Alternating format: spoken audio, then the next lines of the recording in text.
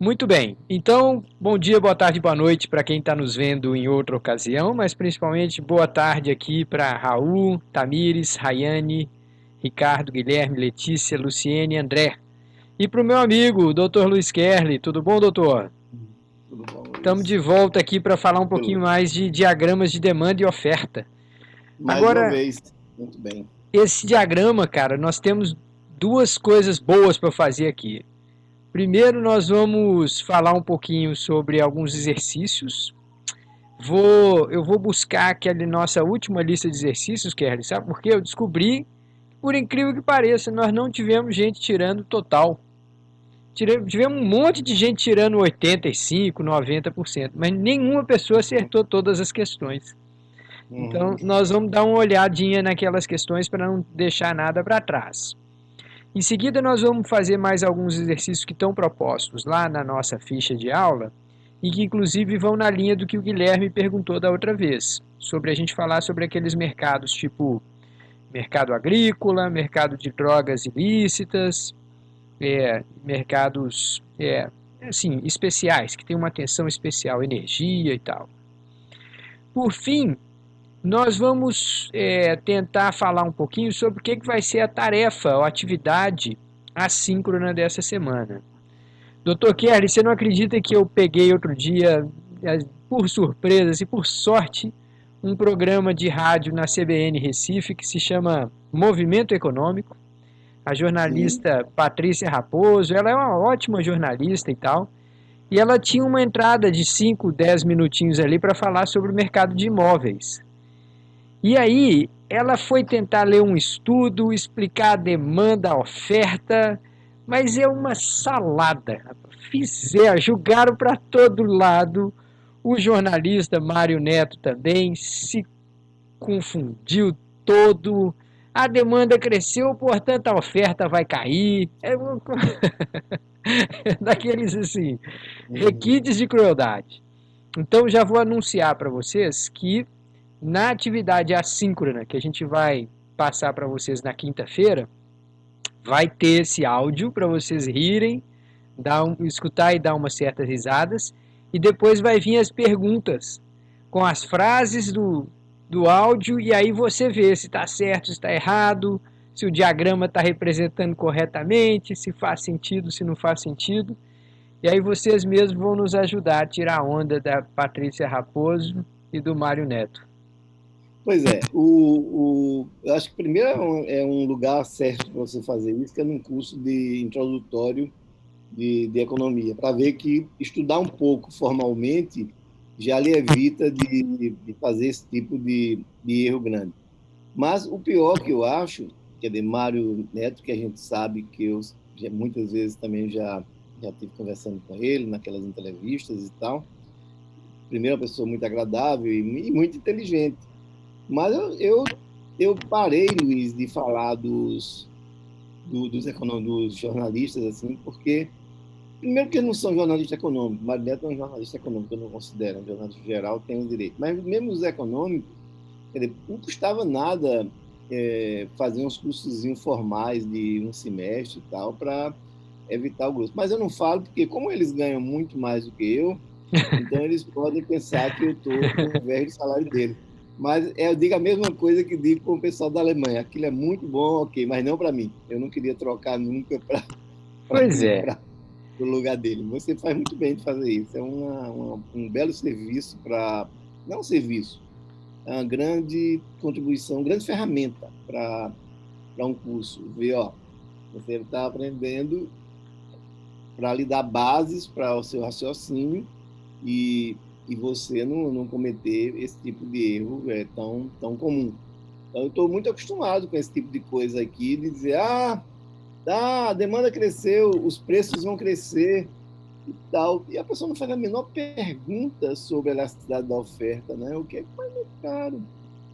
É. Vai crescer, vai. Não pensa nada sobre questão de como é que está o grau de utilização daquela indústria. Quer dizer, pô, se a demanda cresce numa indústria que está com grau de utilização lá embaixo, qual é a minha previsão de crescimento de preço? Isso pode acontecer por um período de tempo mínimo, se essa oferta é elástica, rapidamente aquilo não acontece. É. Rapidamente os preços voltam a outra situação. Mas é isso, quer dizer, eu acho que você faz um grande serviço, um grande ajuda quando põe esse material para que os alunos vejam na prática como um curso tão simples de economia pode ajudar a evitar esse tipo de erro, que não é nada demais. Os É. erros que eu cometo são muito, muito mais sérios e muito mais graves do que esses que você vai comentar. A única Pois é. diferença é que esses erros que a gente vai comentar podiam ser evitados com pouquíssimo esforço, com pouquíssimo estudo, eu penso. Um bom É. curso de Luiz Maia, um bom curso de Luiz Maia já evitaria a parte disso, eu acho. Então vamos ver, né? Vamos tirar a prova. Vamos lá, pessoal. Então, ó, tô voltando aqui à nossa quarta lista de exercícios. Se por acaso você não recebeu um e-mail com o seu desempenho, quanto que você tirou dos 12 pontos que estava disponível, acho que era 12, não sei se era 12 ou se era 10, mas geralmente está dizendo lá. Se você não recebeu esse e-mail, depois me procure, tá? E só aproveitando também para tirar uma outra dúvida, as pessoas me perguntam assim: "Ah, Luiz, como é que vai ser o negócio da primeira VA mesmo?" Mais uma vez, a gente vai pegar essas 4 primeiras notas, jogar fora a menor, tirar a média das 3, pronto, já é a sua nota da primeira VA. Eu sei que vocês devem estar curiosos, talvez não lembram todas as notas, talvez não tenham recebido todos os feedbacks, então eu vou fazer essa compilação aí. Na próxima semana eu vou dizer para todo mundo quanto é que está a nota da VA, eventualmente já vou lançar no SIGA, tá? Para todo mundo saber como que já está o desempenho até aqui. Bom, mas então vamos lá, mãos à obra. Observe com cuidado o diagrama abaixo e identifique a afirmativa falsa entre as que são apresentadas logo abaixo. Tá, então a gente está vendo aí uma curva de demanda bem em pé. Ora, bem em pé significa que pequenas variações, mesmo grandes variações de preço, provocam pequenas variações de quantidade. Aqueles de vocês que são mais perceptivos já notaram que tem um errinho aí nesse gráfico, né? Afinal de contas, cair de 88 para 80 não é uma queda de 10%. Para cair 10% teria que ter caído 8,8, né? Aí só caiu 8. Mas enfim, besteira. É arredondamento aqui mal feito.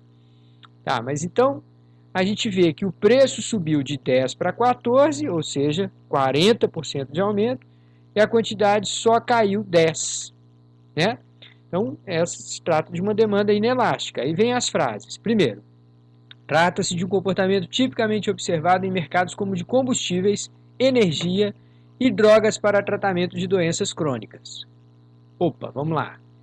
Combustível, se o preço sobe, a gente continua utilizando, não tem muito o que fazer. A gente tem que rodar o nosso carro, o nosso ônibus, o nosso avião, não dá muito para rapidamente adaptar.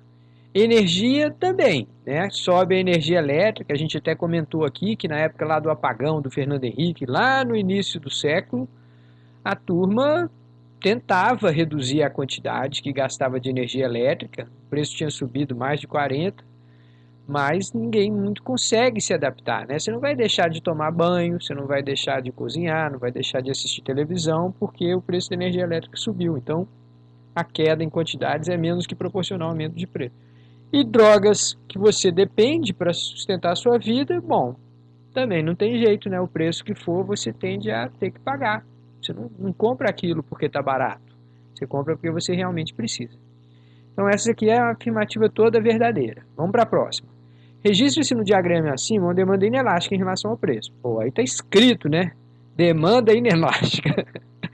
Esse não tem como ser a afirmativa falsa. A terceira, deve haver uma vasta gama de produtos substitutos, constituindo alternativas semelhantes e equivalentes para o que se vê ali representado.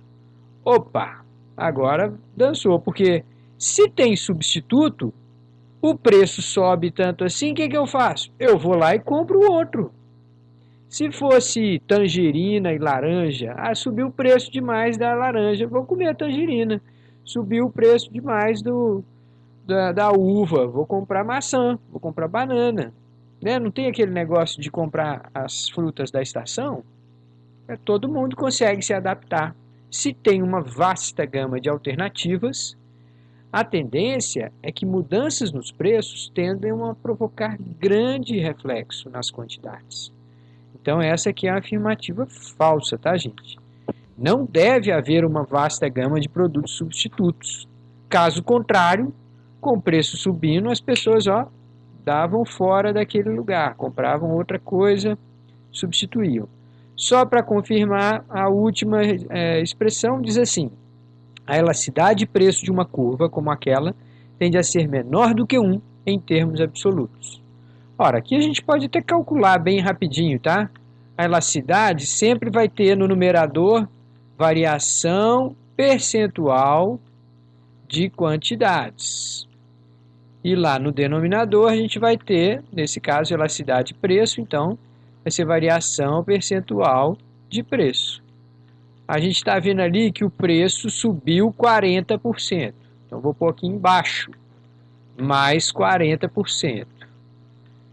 Agora a quantidade caiu 10. Então vou pôr em cima menos 10. Quando eu divido 10 por 40, é a mesma coisa que dividir 1 por 4, dá 0,25, mantido aqui o sinal negativo. Então esse 0,25, um número menor do que 1, ele me diz o quê? Me diz que a resposta em quantidades, que está aqui no numerador, é menor do que o impulso no preço, que geralmente vem no denominador. Tá certo? Perguntas, comentários, reclamações ou sugestões? Sugestões, Luiz. Diga lá. Sugestões. Você tem aula junto comigo a partir de 6h30 até 8h10. Então, eu acho também que, além de ser uma só pessoa falando, é sempre um pouco mais monótono. Que tal você sugerir que os alunos vão lendo as alternativas e a gente comentando? Pedir um aluno ler as alternativas, a gente comenta. Um outro aluno lê as alternativas, aí você comenta, que tal? Pode ser, vamos fazer isso sim. Boa ideia. Vamos lá. Então vamos colocar aqui a segunda questão. Eu vou ler a questão e depois vou esperar um voluntário aí. Senão se não tiver voluntário, a gente convida o voluntário. Observe com cuidado o diagrama abaixo e identifique a afirmativa falsa entre as que são apresentadas logo abaixo. Quem quer tentar aí a primeira, gente? Vamos lá. Trata-se de um comportamento tipicamente observado em mercados como de frutas, bolachas e outros bens de consumo supérfluo, dispensável. Então vamos lá. O que está dizendo aqui? Muito obrigado, Raul. O que está dizendo aqui? Está dizendo que o preço subiu de 4 para 5. O preço subiu de 4 para 5 e as pessoas compraram metade a menos. Subir de 4 para 5 é subir 1 comparado com 4, o que dá 25% de alta de preço. Mas as quantidades caíram de 100 para 50, uma queda bem maior, de 50%. Então teve uma reação muito mais forte em quantidade do que subida de preço. Então essa afirmativa aí é verdadeira. Trata-se de um comportamento tipicamente observado. Obrigado, Raul. Quem é o próximo? Vamos lá. Tamires? Deixa o Raul terminar essa questão toda, Luiz. Ele leu 5 dessa questão. Pronto, então vamos lá. Raul, segue com a próxima. A elasticidade de preço de uma curva como aquela tende a ser menor do que 1 em termos absolutos. Você acha que essa é verdadeira ou falsa, Raul? Falsa. Você acha que ela é verdadeira ou falsa, Raul? Faz as contas, Luiz. Vamos lá. Se a gente fizer aqui, substituir a variação percentual de quantidade, ou seja, caiu de 100 para 50.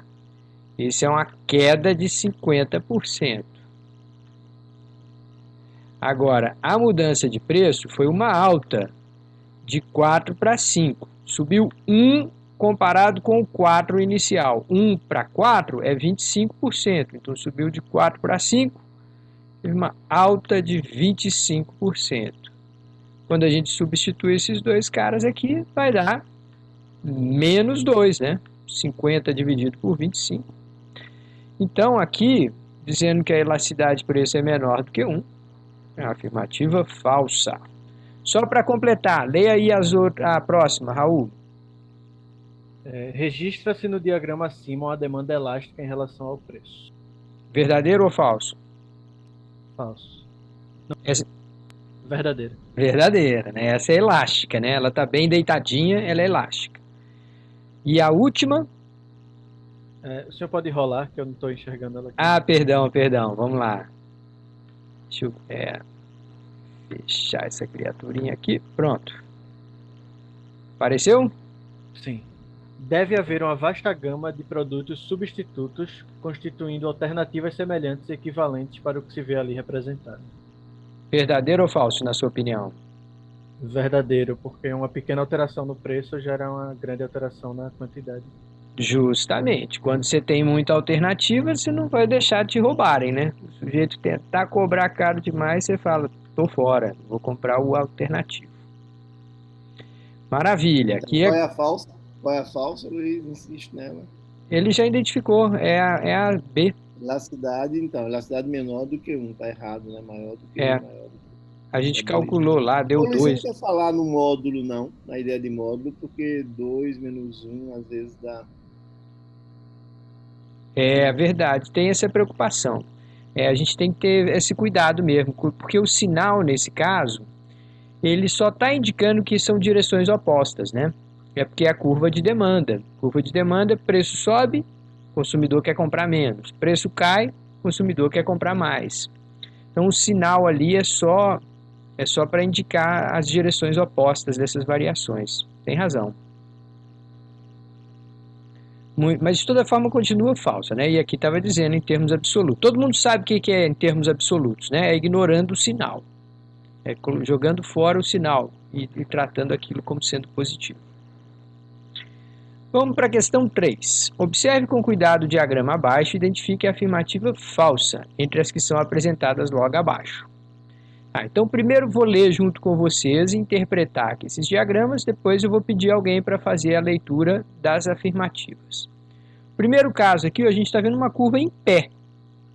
Uma curva em pé, reta, vertical, assim, o que a gente sabe? Seja lá qual for o preço, a quantidade é a mesma, não muda.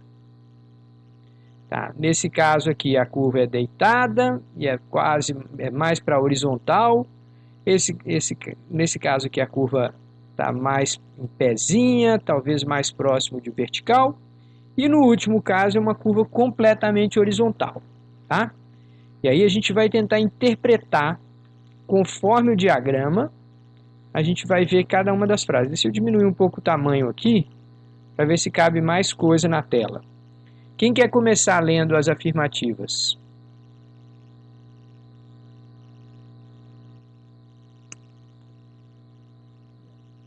Quem que vai ser o voluntário ou a voluntária agora? O diagrama do quadrante 2, superior direito, mostra uma curva de oferta elástica, ou seja, com coeficiente de elasticidade maior que 1. Você acha que isso é verdadeiro ou isso é falso, Guilherme? Deixa eu só relembrar aqui. Vamos com calma, nós estamos aqui praticando mesmo. O 2 sendo elástica, tá certo. Você acha que é verdadeira, né? Exatamente. Tá, então vamos lá. Aqui está dizendo que é uma curva de oferta elástica. Primeira coisa, vamos ver se é uma curva de oferta? Olha só, aqui, como ela está deitada para a direita, na medida que o preço sobe, mais produtos estão sendo levados. Então, essa parte aí está fazendo sentido, né? Se fosse uma curva de demanda, estava meio esquisito. O consumidor comprar mais na hora que o preço subia, era uma demanda meio esquisita, né? Então, está fazendo sentido como sendo uma curva de oferta. Agora, vamos ver se ela é uma elástica. Olha só. O preço aqui aumentou de 40 para 50. 40 para 50 é 10 para 40. 10 para 40, a gente está vendo um aumento de 25%. Agora, de 100 para 125, também é 25%. Então, o preço subiu 25%, a quantidade subiu 25%. Se a gente for calcular essa elasticidade aqui, a gente ia colocar variação percentual de quantidade sobre variação percentual de preço. Nesse caso, a gente tem 25 e 25. Então, vai dar 1. Ora, então, essa afirmativa aqui, será que ela está falsa? Aqui está dizendo assim, o diagrama 2, superior direito, mostra uma curva de oferta elástica, ou seja, com um coeficiente de elasticidade maior do que 1. Bom, aqui a afirmativa está falsa, porque ela está falando que é maior do que 1, tá? Mas a gente vai quebrar o galho dessa afirmativa aqui, por quê? Porque esse daqui é um caso especial de elasticidade. Quando o número é exatamente igual a 1, a gente considera que essa demanda ela não é nem elástica, nem inelástica. Ela nem tem uma reação menor do que o impulso de preço, nem uma reação maior do que o impulso de preço. Então, é uma espécie de uma neutra. Preço sobe 5%, quantidade sobe 5%. Preço cai 5%, quantidade cai 5%, tá? Então, se a gente for levar ao pé da letra, essa afirmativa aqui está falsa. Então, se alguém tiver marcado essa aqui, eu vou ter que voltar lá e corrigir esse gabarito, tá? Porque eu tinha trabalhado como ela sendo verdadeira. Mas eu acho que agora deu para entender, né? Todo mundo viu aí como é que eu calculei. Vamos ver para o segundo caso, então, Guilherme. Pode ler a segunda. Tá dando para ler a segunda afirmativa ou tá assumindo aí na tela? Tá dando sim. O diagrama do quadrante 6, superior esquerdo, mostra uma oferta inelástica, circunstância que poderia decorrer se o setor está próximo do limite de produção no curto prazo. Tá, então vamos lá. Essa curva aqui está bem em pé, né? Então a gente teve um aumento de preço 40 para 50, a gente já fez essa conta, né? É 10 comparado com 40. 10 comparado com 40 é 25%. Então teve um aumento de 25% no preço. Como é que foi a resposta em quantidade? Foi 11%. Então se a gente for calcular nesse caso aqui, a variação percentual de quantidade foi mais 11%. Alguém poderia arredondar para 10, mas enfim, não vai fazer muita diferença, dividido pela variação percentual de preço, foi mais 25. Então, ó, o preço subiu muito mais do que a reação em quantidade. Isso bate com o que a gente chama de uma oferta inelástica. Agora, só para tirar a dúvida aqui, Guilherme, você acha que uma oferta inelástica tem a ver com essa situação de o setor já estar próximo do limite, não conseguir ofertar mais, ou você acha que não tem nada a ver? Eu acho que sim, tem a ver, em relação à questão tipo da demanda, da oferta, né? No caso, o que vai ser demandado e o que vai ser ofertado. Então, se já está no limite, digamos assim, então provavelmente a oferta vai ser menor, né, do que o que possa ser demandado, digamos assim. Pois é, agora só tomando cuidado da maneira como a gente fala, você foi bem prudente de falar assim, o que causa essa mudança de preço aqui tem que ter sido uma demanda maior, né? Porque o preço não sai andando sozinho, né? Então a gente hoje já sabe que tem as duas curvas, a gente sabe que foi um salto na demanda sim que provocou esse salto de preço. Agora, como você observou bem, essa curva aqui já está próxima do limite. É quase como se falasse assim, ó, daqui a pouco essa curva vai fazer assim, ó, puff. E essa é a quantidade máxima que o setor consegue entregar. Se a demanda continuar subindo, ó, tudo que vai fazer vai ser só aumento de preço. Por quê? Porque o setor tem uma capacidade máxima no curto prazo, tá? Então, sim, esses fenômenos têm tudo a ver. Essa é uma afirmativa verdadeira. Vamos para a terceira. Tá dando para ler por aí ou eu preciso subir mais aqui? Até a terceira dá, só depois que no caso a quarta não vai dar para ver. Tá. O diagrama do quadrante 1, superior esquerda, pode se referir a uma curva de demanda ou de oferta, totalmente inelástica em qualquer caso. E aí, o que você acha, hein? Essa apertou. Então, eu levei em consideração a questão, digamos assim, do posicionamento realmente da curva. Uhum. E aí, quando eu fiz, tipo, eu usei mais a lógica, como posso dizer, direta, Aham. né? O fato era correto, porque em relação a, tipo, a curva, ela realmente está, digamos assim, numa única posição. Em relação a, não mostra nenhuma diferença assim, de valor. Então, provavelmente ela seria inelástica. Uhum. Tá certo, é isso mesmo. Ela é inelástica e esse pode ser o caso de uma oferta completamente inelástica e pode ser o caso de uma demanda completamente inelástica. Afinal de contas, se nos dois casos é uma linha reta, simplesmente desenhar uma linha reta não dá para distinguir. Se isso é um consumidor que para comprar paga o preço que for, que ele precisa daquela quantidade, vai ser desse jeito. Se isso aí é um vendedor que fala assim, ó, eu só tenho essa quantidade, pronto, acabou. O preço que vocês estiverem praticando aí no mercado vai sair essa quantidade, não tem como ofertar mais. Então, tá certo, é isso mesmo, é uma afirmativa verdadeira, tá? Beleza, vamos só para a última aqui, para a gente ver. Eu vou subir um pouquinho o diagrama para você ler para mim a última frase. Vai lá. O diagrama de quadrante 4 com certeza se refere a uma curva de oferta totalmente inelástica. E aí? Verdadeiro ou falso? Eu considerei essa daí como também verdadeira. É? Eita, aqui então você derrapou. Porque aqui essa é totalmente elástica. Lembra que o inelástico não é essa linha reta aqui, ó? Uhum. Mas deixa eu te mostrar como é que você vê isso, tá? Porque na hora que a gente vê uma linha reta, é difícil calcular qualquer elasticidade. Olha aqui, ó, eu vou fazer uma que não é reta, mas eu vou fazer que é uma quase reta. Que sobe bem devagarzinho, tá? Não é uma horizontal, mas é uma quase horizontal. Nesse caso aqui, ó, se o preço sair daqui para cá, subir só um pouquinho, olha o que acontece com a quantidade. Sai de zero, né? O ponto de partida estava em zero e vai lá para frente. Então eu estou vendo enorme reação em quantidade para uma pequena variação de preço.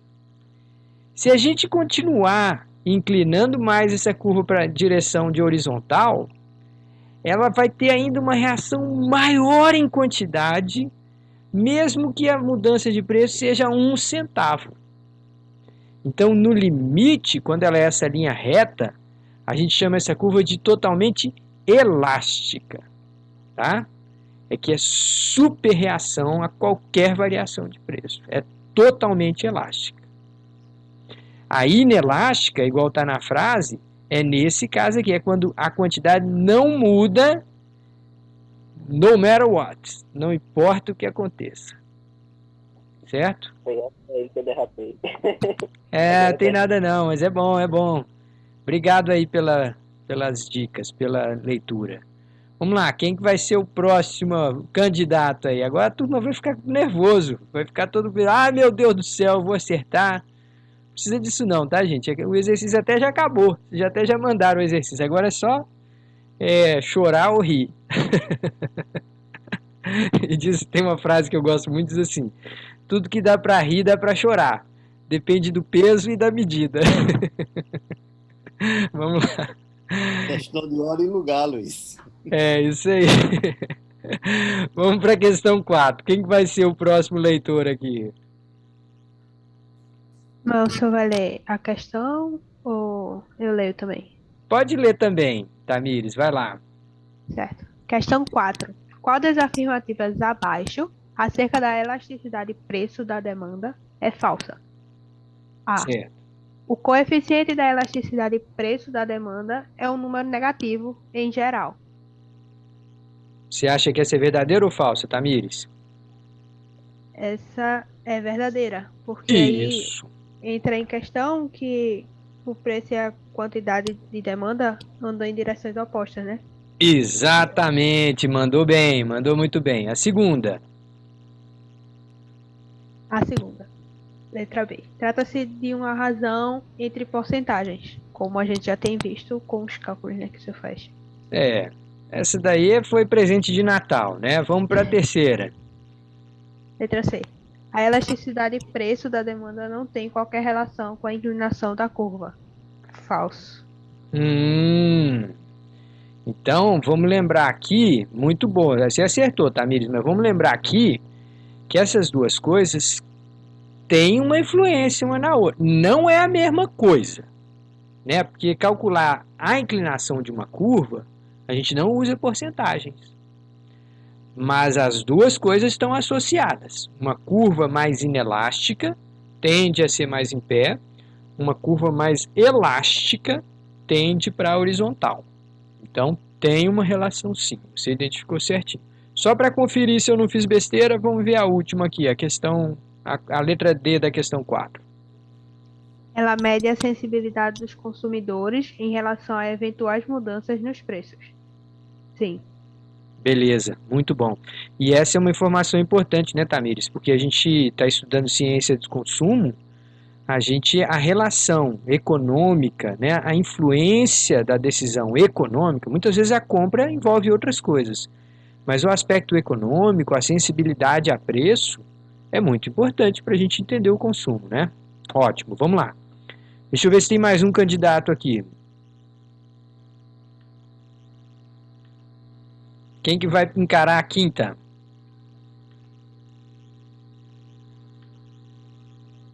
Letícia. Tamires mandou ver, hein? Muito segura, muito tranquilo, beleza. Quer tentar, Letícia? Ou tá ruim aí o microfone? Letícia. Meu PC nem tem microfone, professor. Tudo bem, tem nada não. O resto eu vou fazer. Eu vou terminar aqui para a gente poder ir para os outros exercícios. Então vamos para a quinta. A elasticidade de preço da demanda por um ingresso para o show da banda Metallica. Vocês conhecem essa banda? Metallica? Falar em banda, Luiz, aquela pergunta da Alemanha, eu vou responder para você que é do rock e passou batido. A Alemanha tem uma grande banda de rock, chama Scorpions. Ah, pois é. Eu estava só pensando em Nina Hagen. Nina Hagen. Era a única que eu lembrava. Banda alemã. Muito bem. Então, a elasticidade de preço da demanda por um ingresso para o show da banda Metallica é menos 10. O que nós podemos concluir com isso? Gente, vamos lá. Antes de olhar para as questões, o que é bom fazer? É bom a gente pegar aqui uma continha e fazer assim. Vamos fazer que essa elasticidade é menos 10. Ora, mas essa elasticidade é menos 10 e a gente sabe que a fórmula da elasticidade é variação percentual de quantidade sobre variação percentual de preço. Então, o que eu estou dizendo aqui? Se eu passar esse item aqui que está embaixo, né, essa parte que está aqui no denominador, passar para o outro lado multiplicando, o que eu vou estar dizendo? Que a variação percentual de quantidade é 10 vezes mais intensa que a mudança de preço. 10 vezes mais intensa do que a mudança de preço. Então vamos dar uma olhada em qual dessas frases aqui que expressa exatamente essa situação. A primeira diz assim: o show não é exatamente uma oportunidade imperdível e deve haver muitos espetáculos substitutos, ou até melhores. Bom, se tem um monte de espetáculos substitutos ou até melhores, o preço subindo é verdade. A gente tenderia a pular fora. Tá? Então, a brincadeira aqui dessa questão é usar a expressão mertrálica. Mertrálica está dizendo o quê? Está falando que não deve ser lá um show tão imperdível, tá? Então essa frase aqui, essa sentença aqui seria verdadeira, mas vamos confirmar aqui com o resto. Se o preço for elevado em 10%, a quantidade demandada cairá 10%. Não, gente, olha só. quando a gente passa esse carinha lá para o outro lado, a gente sabe que a reação em quantidade vai ser 10 vezes maior do que a mudança de preços. Só um minutinho.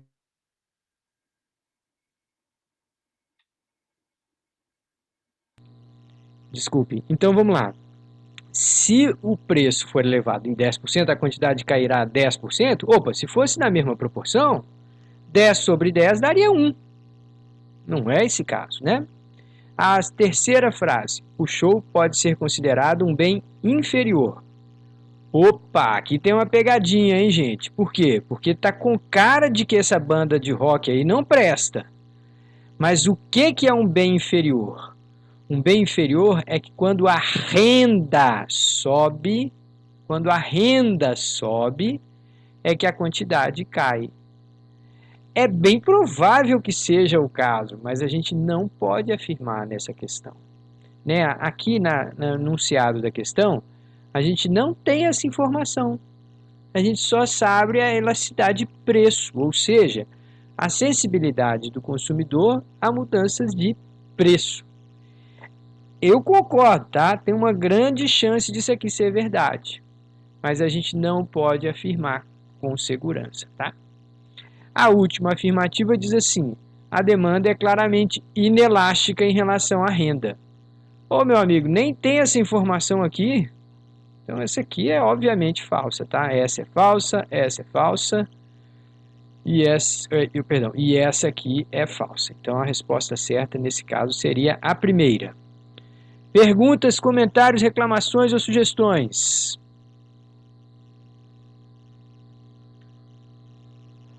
Podemos seguir adiante? Faz um joinha aí para mim, quem acha que está tranquilo. Beleza. Obrigado, pessoal. Vamos para a questão 6. O preço do trigo caiu 15% recentemente. Como resultado, a quantidade ofertada de trigo este ano é 5% menor do que em 2020. Dados hipotéticos, né? Então é só uma brincadeira ali, é números que a gente está supondo. A elasticidade preço da oferta é tal e a oferta de trigo pode ser considerada tal, elástica ou inelástica. Então vamos substituir aqui, tá? Vamos usar a nossa fórmula de novo. A elasticidade sempre é início no numerador, uma variação percentual de quantidade. Sempre no numerador tem uma variação percentual de quantidade. No denominador pode ser preço, pode ser renda, pode ser o que for. Mas nesse caso aqui, a gente está calculando em relação a preço. Olha lá os dados, ó. Está falando que o preço do trigo caiu 15%. Então já vamos logo colocar aqui embaixo, menos 15. Enquanto isso, a quantidade de trigo caiu 5%. Então vamos colocar aqui em cima, menos 5. Quando a gente divide menos 5 por 15, é a mesma coisa que dividir 1 por 3. E dá 0,33. Pronto. Então, matou. Quando esse número é menor do que 1, isso significa que essa demanda é elástica ou inelástica. Você pode memorizar que quando é menor do que 1, isso é elástico, ou você pode pensar. Olha só, o preço caiu 15. A quantidade respondeu só 5. Então, esse número ser menor do que 1, na verdade está dizendo que é pouca resposta, que é uma resposta em quantidade menos que proporcional à mudança de preços. Então, nesse caso, a gente vai ter a letra A, 0,33 e inelástica. Perguntas? Se ninguém me interrompeu, eu sigo adiante, hein, pessoal? Tamires, Raul, todo mundo bem? Posso seguir adiante, né? Vou confiar em vocês, que se a coisa complicar, vocês vão levantar a mão aí ou abrir o microfone e falar, opa. Volta aí, professor. Tá, então vamos, questão 7. Verdadeiro ou falso? Uma oferta inelástica em relação ao preço frequentemente revela a incapacidade de as empresas aumentarem sua produção e distribuição rapidamente. Já uma demanda inelástica em relação ao preço muitas vezes se refere à inexistência de alternativas para o cliente consumidor. Essa afirmativa é verdadeira. É isso mesmo, gente. Essa é a intuição frequentemente por trás dessas duas inclinações, né? Dessas tendências do comportamento do consumidor e do ofertante ou produtor. Quando a demanda é muito inelástica, você não tem alternativa, você está pagando o preço que for, mesmo que o preço suba muito, você continua comprando praticamente a mesma quantidade. Na questão 8, mais uma vez verdadeiro ou falso? Se a demanda se expande em um determinado setor, onde a oferta é elástica em relação ao preço, a maior parte do impacto tende a se dar na forma de aumento de quantidades, com os preços mudando pouco, relativamente. Aqui, gente, não tem outra história. A gente precisa desenhar, tá? A melhor maneira de resolver uma questão como essa é chegar lá e fazer o diagrama. Vou colocar aqui sempre aqui embaixo quantidades. Vou colocar sempre aqui no eixo vertical preço. Aí vamos pôr, ele está falando uma oferta elástica. Uma oferta elástica é uma oferta próxima da curva horizontal. É aquela que cresce pouquinho assim, ó. Essa é uma oferta elástica. E o que mais que ele diz? Ele diz uma demanda inelástica, não é isso? Deixa eu ver. Se a demanda se expande em um setor onde a oferta é elástica, não fala nada como que é a demanda, não. Então vamos desenhar qualquer demanda. Então tá aqui, ó. A demanda primeiro estava aqui, D0. Aí vamos fazer um salto bem grande aqui na demanda. Pronto, foi para D1. Ora, vamos ver o que acontece aqui. O preço saiu daqui para cá. Então o preço subiu essa quantidade aqui. A quantidade, do jeito que eu desenhei aqui, ela duplicou. A quantidade ficou muito maior. Então a reação em quantidade, a variação de quantidade, parece ter sido muito maior do que a variação de preço. Isso é o que a gente chama de elástico ou inelástico? Uma oferta elástica, né, gente?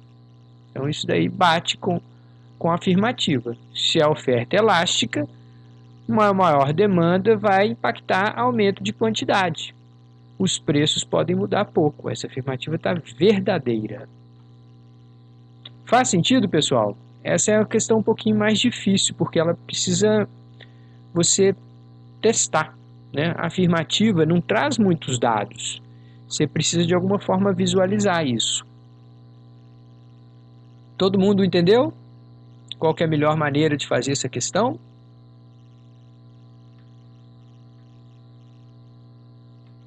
Obrigado, pessoal. Estou vendo o joinha assim. Beleza. Então vamos para a próxima. Questão 9. Verdadeiro ou falso? Se o gerente de uma loja calcula a elasticidade de preço da demanda pelo seu principal produto e encontra o valor -1, ele logo percebe que vale a pena fazer promoção com redução de preço daquele bem. Ora, espera aí.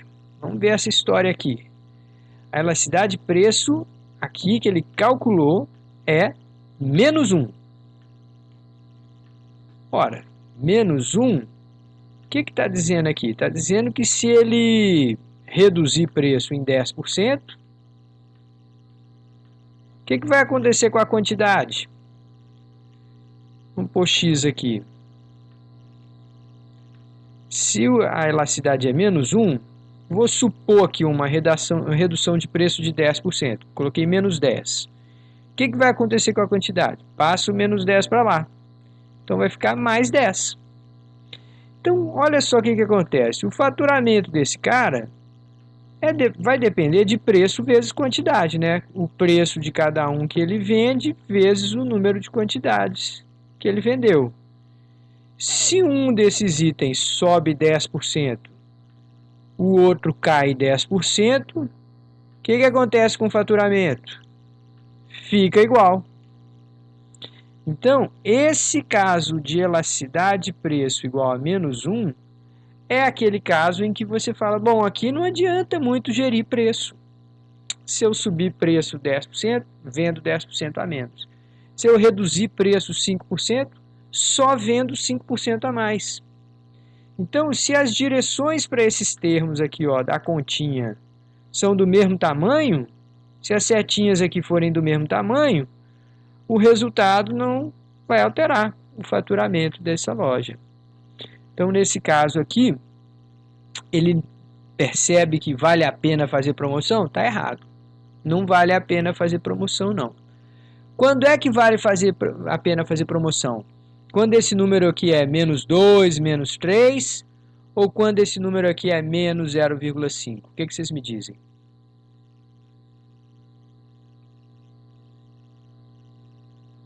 Eu acho que quando eu for maior, no caso, né? For -2 ou -3.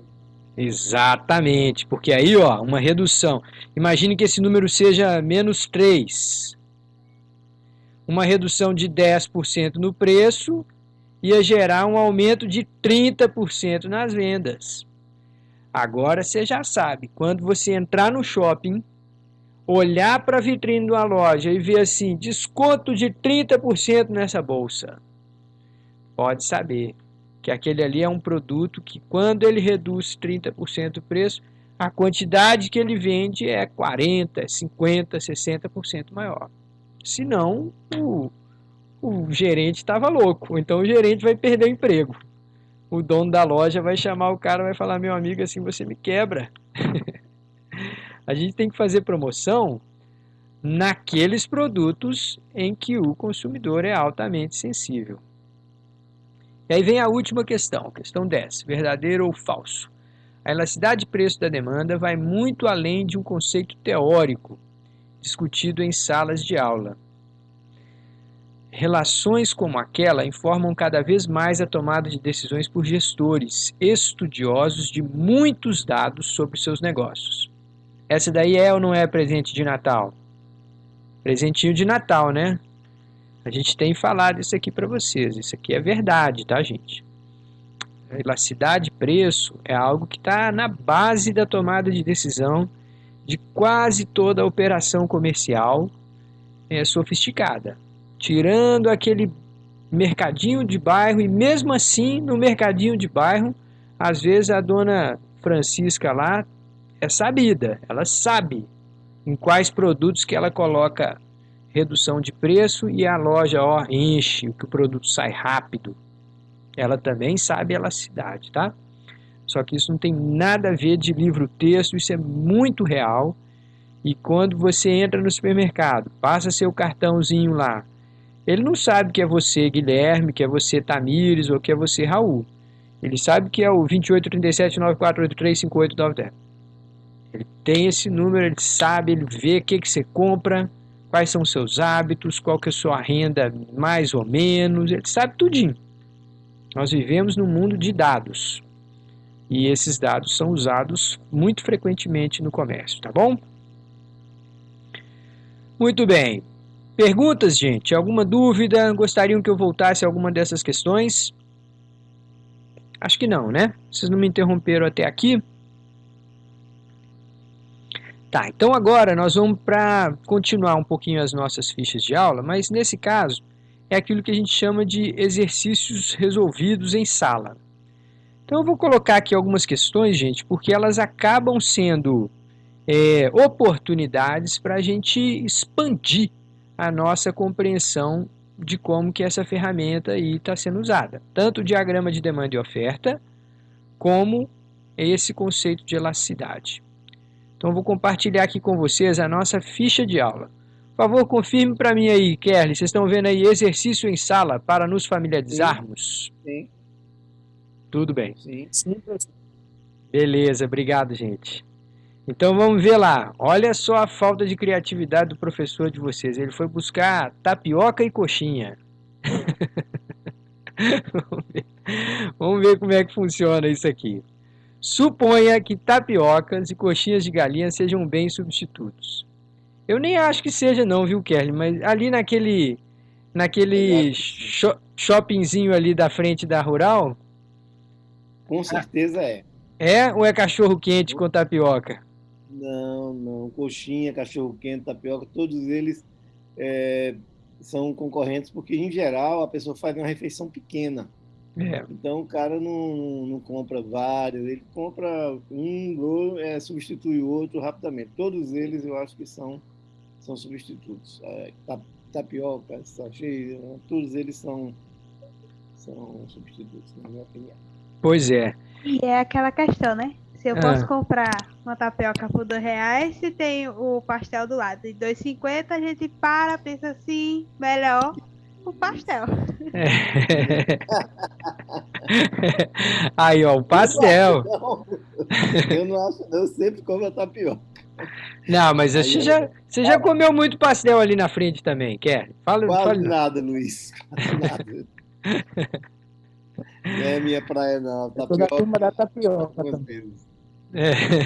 Pois é. Mas o pastel ali é bom, viu? Um pastelzão desse tamanho, feito na hora, quentinho. Eu já comi uma vez ou outra lá, mas não é minha praia, não. Eu sempre como as tapioca. Pois é.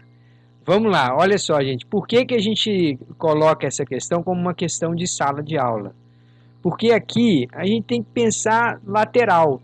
A gente tem que pensar geral. Tá? Não pode simplesmente pensar na maneira mais rápida de resolver essa questão, não. Então, a primeira coisa quando eu vejo uma questão como essa é falar assim, ó, quer saber? Eu vou desenhar aqui uma curva de demanda, uma curva de oferta, e esse aqui vai ser o mercado de tapioca. Preço, quantidade. Pronto, aí eu vou fazer aqui a oferta, subindo, a demanda daquele jeito declinante aqui. Pronto, vou dizer que esse aqui é o mercado de tapioca. Vou colocar aqui um T. Agora eu vou fazer um segundo diagrama como esse aqui e vou colocar o mercado de coxinhas.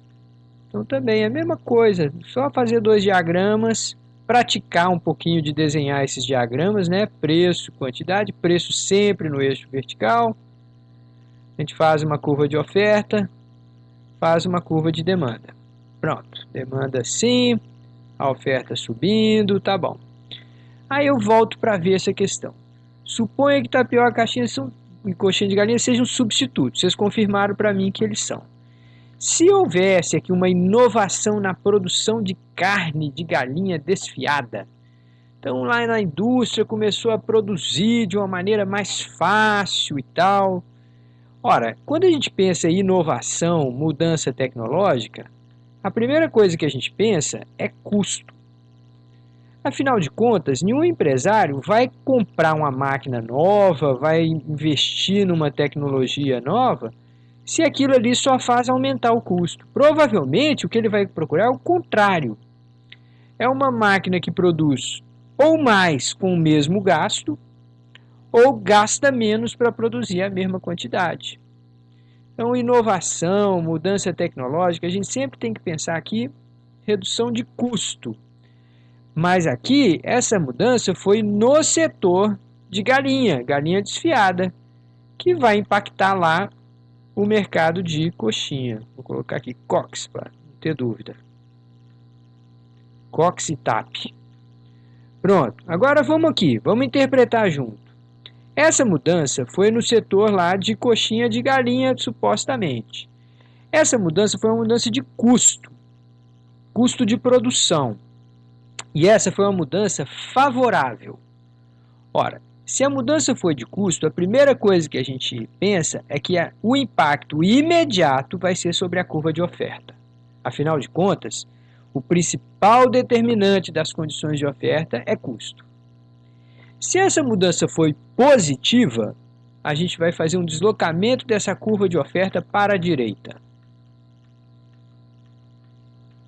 Então, observe o que a gente teve aqui. A gente tinha um O0 e agora a gente tem uma O1. Só que se a demanda não tiver mudado, né, inicialmente, se a gente teve um deslocamento da oferta só, olha o que acontece, ó. A gente sai desse ponto de equilíbrio para esse outro aqui. Ao fazer essa transição, o preço da coxinha de galinha caiu. E a quantidade de coxinha de galinha aumentou. Agora, pera uma coisa aqui, olha só. Se o preço da coxinha de galinha caiu, você acha que vai ter mais ou menos pessoas comendo tapioca? Menos. Menos, porque se eles são substitutos, o cara chegou ali, de repente a coxinha está em promoção. Ele fala, ah, beleza, então deixa a tapioca para lá. Então, há uma grande chance de que lá no mercado de tapioca a demanda vai cair. Então, gente, vocês estão vendo aqui uma notícia de por que a gente gosta tanto de inovação. Nós, economistas, somos apaixonados por inovação, por mudança tecnológica. Por quê? Porque não só aquele produto onde houve a mudança tecnológica fica mais barato, mas mesmo nos produtos concorrentes. Então, se os produtos são substitutos, esse ficou mais barato, um monte de gente sai daqui para ir comprar no outro mercado. Com isso, a demanda desse aqui tende a cair. Com o passar do tempo, até esse preço aqui pode cair também. Porque ele fala, se eu não reduzir preço, não vou vender nada. A concorrência está muito mais barata. Então agora vamos ver lá as opções. Se há uma inovação na produção da carne de galinha, o preço do equilíbrio da tapioca caia. Pode-se esperar isso, como eu acabei de mostrar.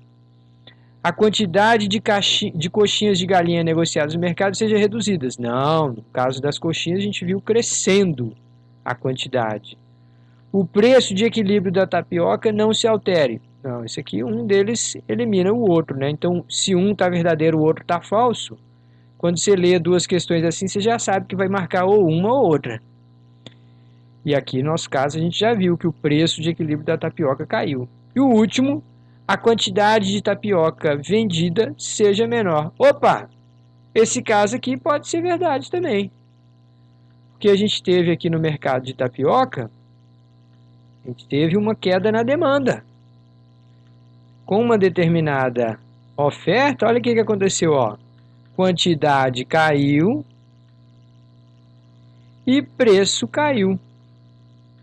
Então, nesse caso aqui, a gente pode esperar essas duas coisas acontecendo. O preço da tapioca caiu, a quantidade de tapioca vendida seja menor. Aí você pode falar assim, Luiz, muito boa a sua análise, fez curvinha para lá, fez curvinha para cá, mas isso não me serve de nada, porque se eu lesse essa questão, eu já ia dizer isso. Olha só, são dois bens substitutos, coxinha, galinha e tapioca. Um deles está mais barato de produzir.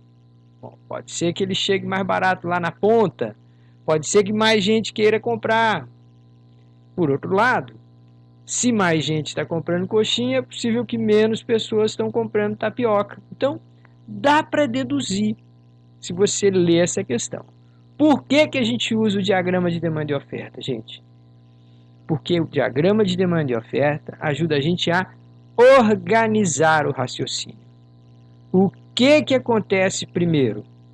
Qual que é o impacto da primeira mudança? O que pode acontecer do outro? Então, uma questão como essa não é uma questão de teste, né, de exercício para valer nota nem nada. Por quê? Porque ela acaba exigindo que a gente tenha uma visão panorâmica do mercado. Como que uma demanda cresce, outra volta e tal. Então, nós vamos falar de coisas parecidas com essa quando a gente quiser corrigir, por exemplo, lá a Patrícia Raposo, lá do Movimento Econômico. Ela fez uma salada. Ela falou, a demanda sobe, portanto a oferta cai, a quantidade sobe, mas o preço cai. Ficou uma bagunça aquilo lá para entender. Eu não sei se um ouvinte sequer do programa deve ter entendido o que eles estavam falando. Tá certo? Vamos pegar um segundo exemplo desses que a gente quer entender relações entre dois setores. A oferta de programas de computador, software, se expandiu. Aliás, isso acontece nos últimos 50 anos. Né? Cada vez a gente tem mais aplicativos, mais software, a gente tem software gratuito, às vezes tem a versão paga, tem uma versão genérica que é gratuita. O que mais acontece é desenvolverem novos programas. Tá? como consequência, a demanda por computadores pessoais cresceu. Podemos afirmar que esses dois tipos de bens são substitutos ou complementares? Espera aí, Luiz Maia, não preciso nem fazer economia para saber que software e computador são complementares. Se você tiver só uma máquina, não tiver instalado software nenhum, não funciona para nada. Se você só tiver só o software, você tem lá a pendrive, está lá com os dados do software, mas você não tem um computador para rodar, não serve para nada. Então, essa parte já está resolvida. Você já sabe que é letra C ou D. Agora, podemos esperar que subam ou caiam os preços dos microprocessadores, um insumo importante na produção de computadores. Eita, agora aqui ficou complicado. Então vamos fazer igual a gente fez da outra vez? Vamos colocar as curvinhas de demanda e oferta de cada um desses elementos. Eita, apaguei aqui, deixa eu apagar. Tem uma borrachinha aqui, ó. Pronto, consegui. Vamos colocar a curvinha de demanda e oferta para cada um desses elementos e vamos fazer a interpretação da questão com calma, passo a passo, tá? Vamos dar o nome de cada um. Então vamos dizer aqui que esse primeiro diagrama aqui da esquerda, esse que eu estou mexendo agora, quantidades, preço, esse daqui vai ser de software.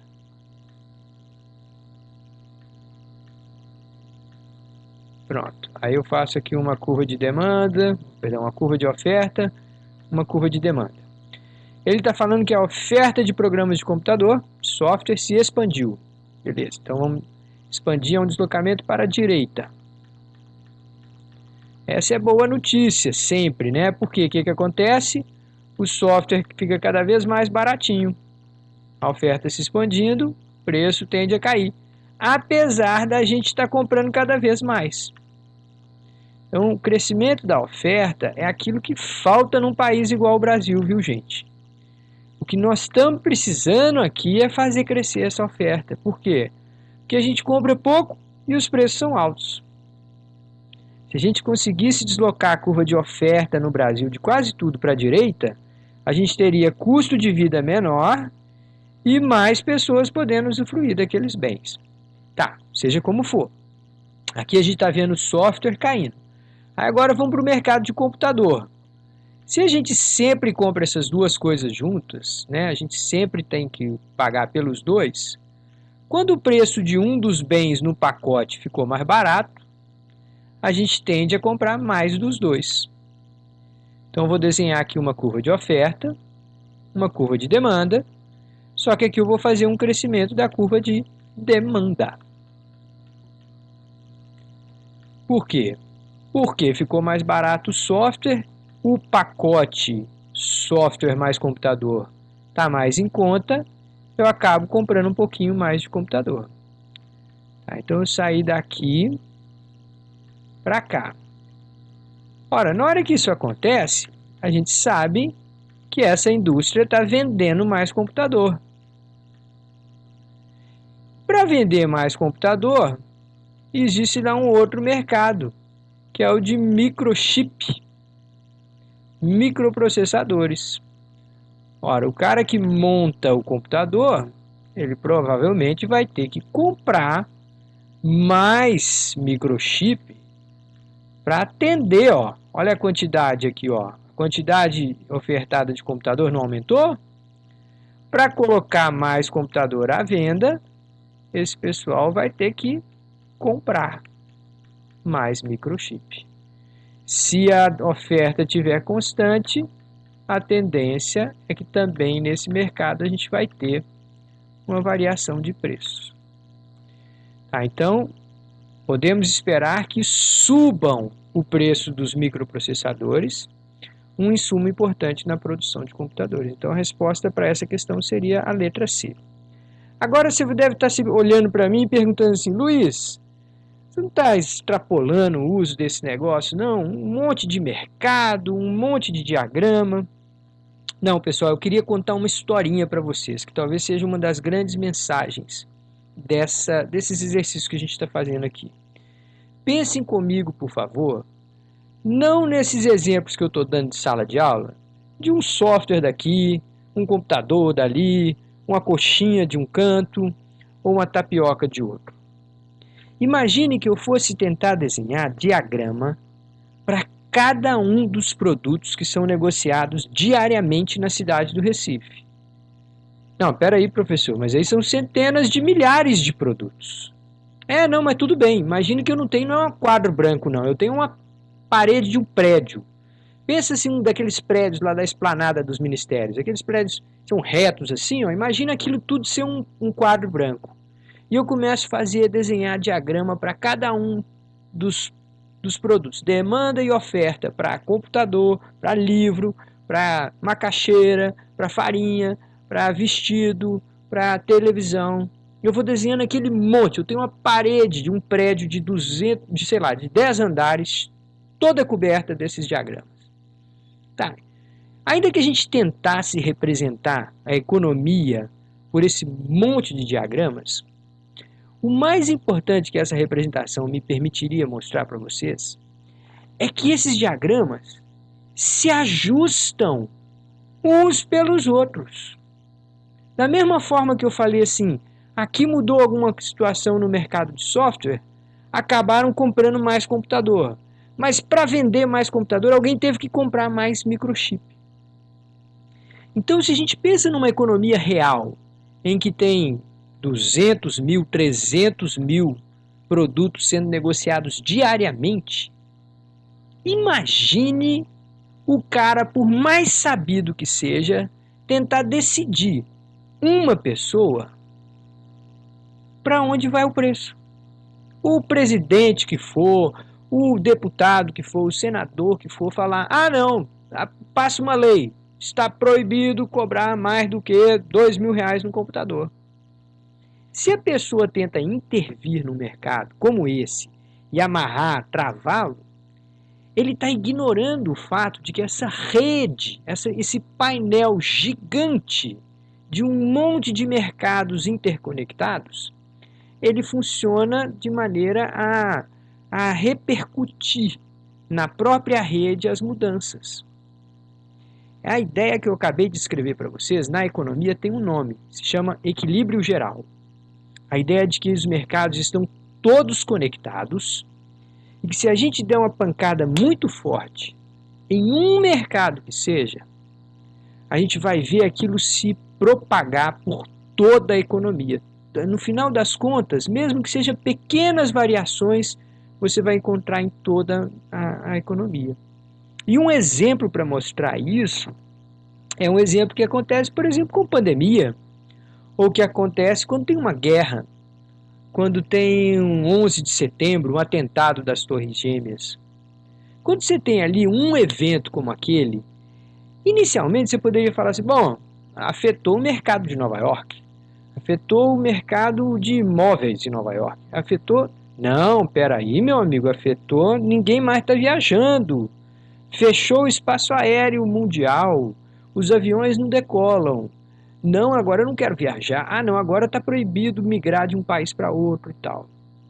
Então, o que eu quero dizer com toda essa história é, além de que os mercados numa economia, eles estão conectados, ninguém, nenhuma inteligência humana ou artificial que seja, é capaz de reunir em tempo real tanta informação sobre tantos mercados para tentar fazer uma espécie de uma gestão artificial dessa história. Então, aquela frase de que a economia é uma coisa séria demais para deixar na mão dos economistas, ela é engraçadinha, mas ela é uma frase que vale muito mais. A economia é uma coisa grande demais para ser deixada na mão de qualquer pessoa. Seja economista, seja político, seja engenheiro, médico, quem quer que seja. A gente tem, na verdade, um grande organismo, uma grande rede de organismos e que eles estão interligados. Quando você choca um deles, você vai ter impacto nos preços substitutos, nos bens complementares, e aí vai. Tá fazendo sentido essa história, gente? Deixa eu ver os joinhas aí. Quem é que ouviu essa historinha toda que eu contei? A partir de coxinha e tapioca, eu fui lá para 11 de setembro, tá vendo, Luiz Kelly? Tudo igual, Luiz. A gente viaja numa aula de economia, né? Tudo igual. Mercado é mercado. Pois é. Vamos embora. Eu acho que eu tenho mais um exemplo aqui. A gente ainda tem um tempinho para concluir. Deixa eu fazer mais um exemplo desses mercados interligados aqui que eu queria mostrar para vocês. Aqui, às vezes eu me enrolo um pouquinho para me mover. Pronto, vamos lá. O preço do milho subiu. Hipoteticamente, né? Então, só por hipótese, suponha que o preço do milho subiu 40%. Você acha que ele já subiu 40%, Kelly, do ano passado para cá? O milho não, né? Não, Luiz, eu vi muito milho aí, que eu estava em aldeia esses dias, mas não vi preços, não. Mas eu vou me ligar nos preços. Eu chutaria que ele não está menos que 30% mais caro, não, viu? Né? Agora, também é o seguinte, viu, Luiz? Você tem que ter muito cuidado quando faz a comparação, porque talvez você tenha memória do preço do milho quando a oferta estava completa. Uhum. E talvez você está tendo preço agora quando ainda no processo de baixa de preço, que a oferta está crescendo. Vai crescer muito a oferta daqui para um mês para frente. Então, talvez você chegar em junho, chegar perto do São João, aí você pode comparar com o preço que você tem na memória, eu acho. Boa ideia. Tentar evitar de pegar dois pontos diferentes, né? Isso. Tem que pegar pontos semelhantes. Tá, mas vamos lá. Então, suponha que o preço do milho subiu 40% numa determinada economia latina. Simultaneamente, observou-se uma elevação de 20% na quantidade demandada de soja.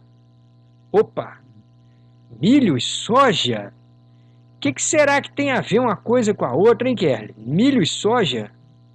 Eu acho que eu já falei aqui para esse pessoal, mas vamos ver se eles me lembram. Quem é que lembra qual que é a relação de milho e soja? Seria a questão de ração para criação de animal? Exatamente, boa lembrança, tô vendo que vocês estão ligados.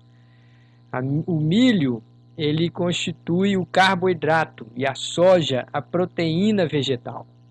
Na hora que a gente vai alimentar qualquer animal de criação, uma boa parte das rações que a gente usa tem essa base de milho e soja.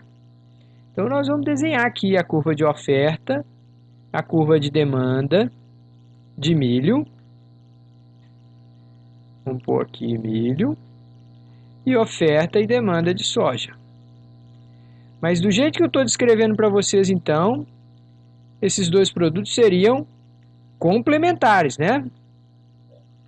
Se você falou aí para mim, eu acho que foi o Raul que lembrou.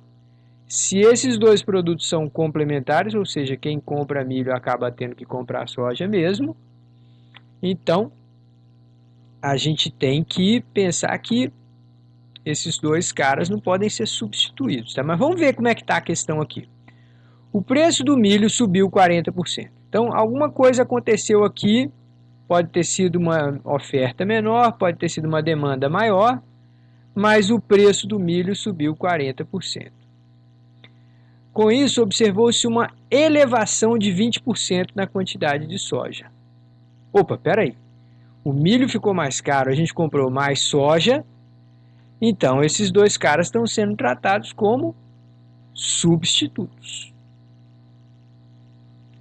Se a gente está olhando, o preço de um produto subiu, a quantidade do outro produto aumentou, a quantidade demandada, buscada no mercado do outro produto, então esses produtos estão sendo tratados como substitutos. Tá, mas tudo bem, então vamos tentar ver aqui qual que é a relação entre esses dois. Para calcular a sensibilidade de um produto a mudanças no preço de outro, a gente vai calcular a elasticidade preço cruzada. Como é que é a elasticidade preço cruzada? Bom, se você não se lembra bem do nosso último encontro lá, eu vou lembrar você. Aqui a gente tem variação percentual de quantidade, só que aqui é de um bem, do bem A. E embaixo a gente tem a variação percentual do preço de outro bem. né? Na elasticidade de preço cruzada, a gente quer saber como que o preço de um bem afeta a quantidade do outro, por isso que chama cruzada. Tá, então vamos lá. Aqui, ó, o preço do milho subiu 40%. Então a gente vai colocar aqui embaixo mais 40. A quantidade de soja caiu. A quantidade de soja buscada pelos consumidores ou pelos compradores caiu 20%. A gente vai calcular menos 20 sobre mais 40, dá menos 0,5, né?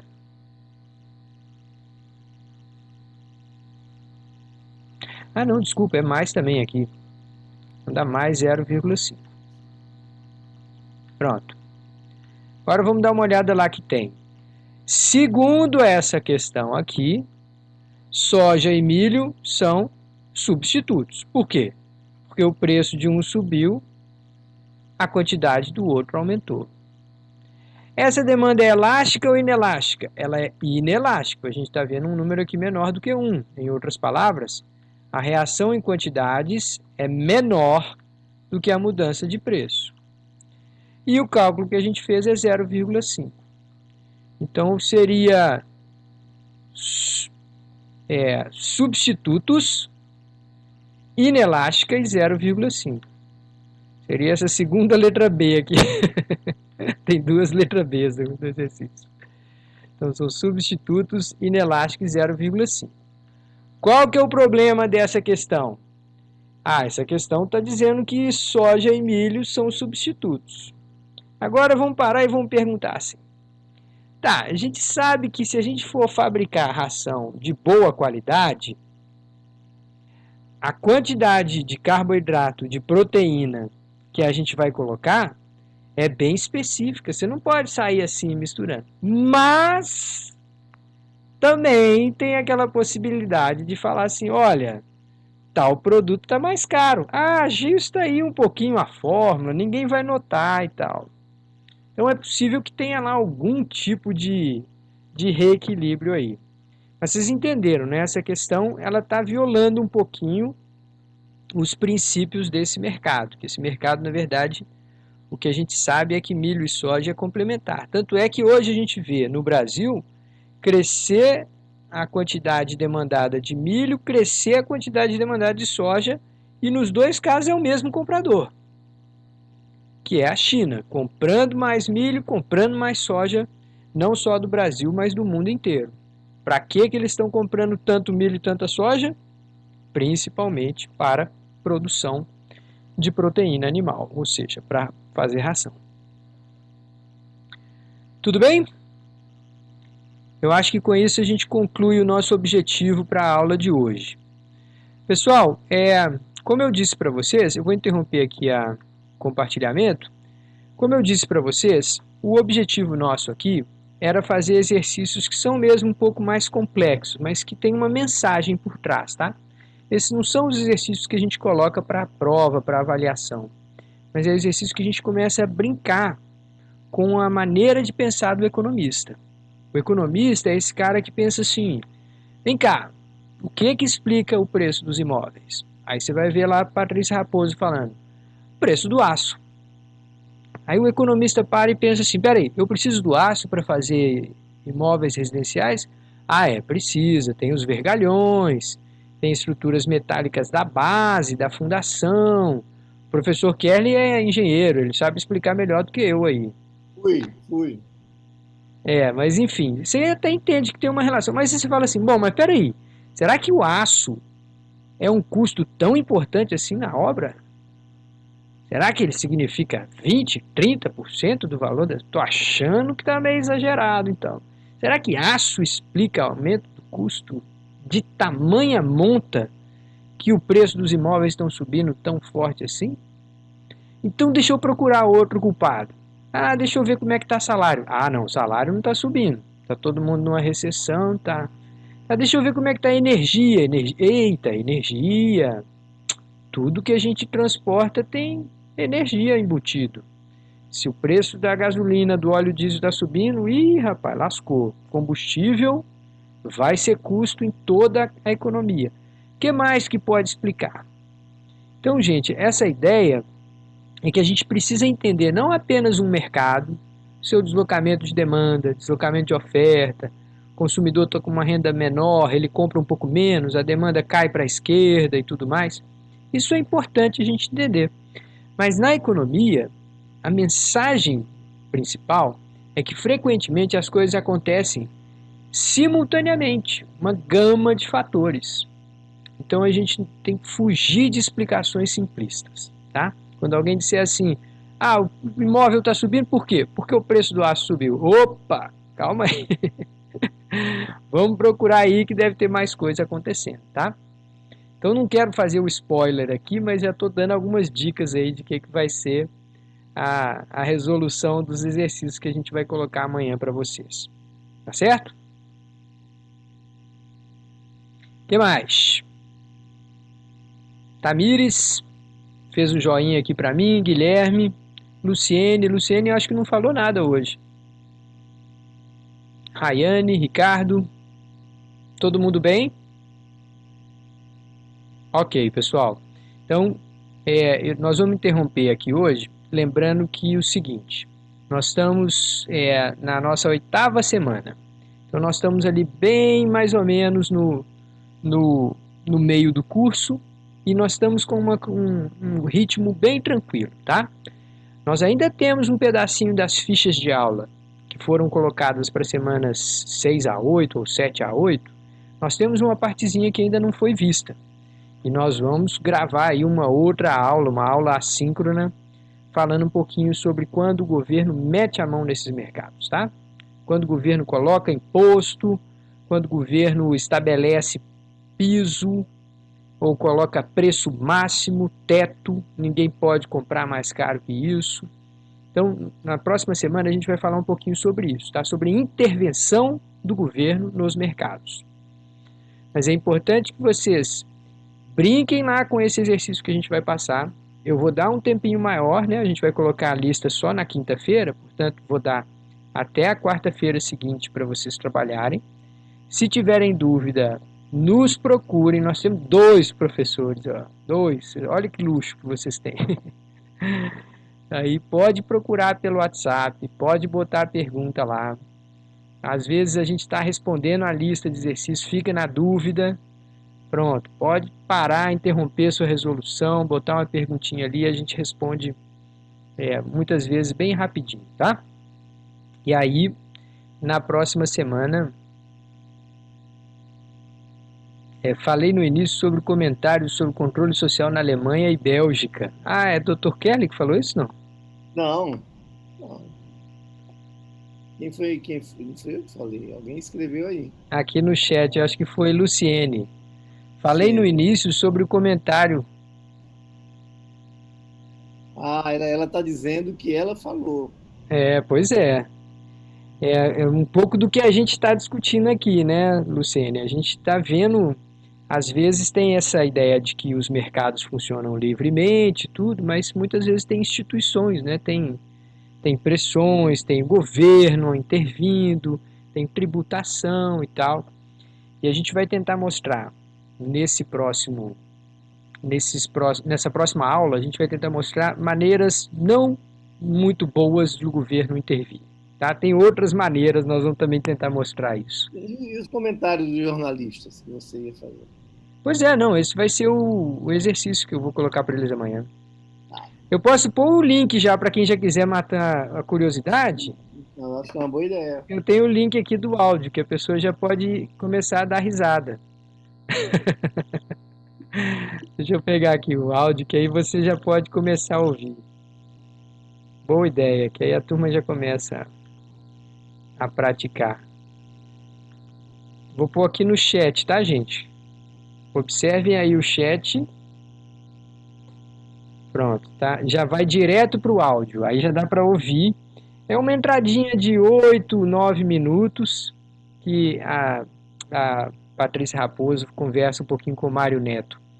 Aí eu quero que vocês conheçam e se preparem que a gente vai ter um exercício bem interessante, esmiuçando um pouquinho daqueles argumentos que foram usados ali. Certo? que mais? Eu acho que é isso, né? Tá bom. Tá bom. Então, se ninguém tiver mais nenhuma pergunta importantíssima, eu vou interromper aqui a nossa gravação. E claro, como de costume, a gente vai ficar aqui por mais uns minutinhos se alguém quiser conversar offline, tá certo?